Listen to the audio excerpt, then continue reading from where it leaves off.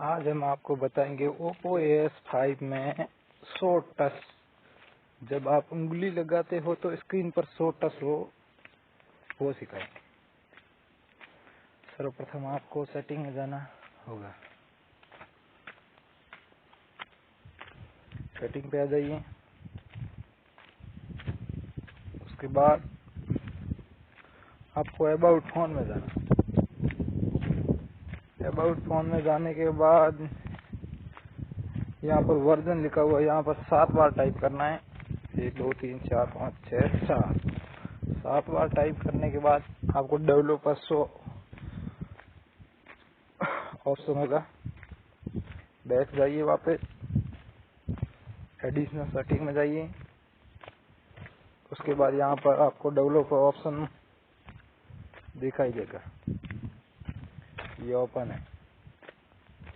मेरे मोबाइल में पहले से मौजूद है। धीरे से नीचे स्क्रॉल कीजिए।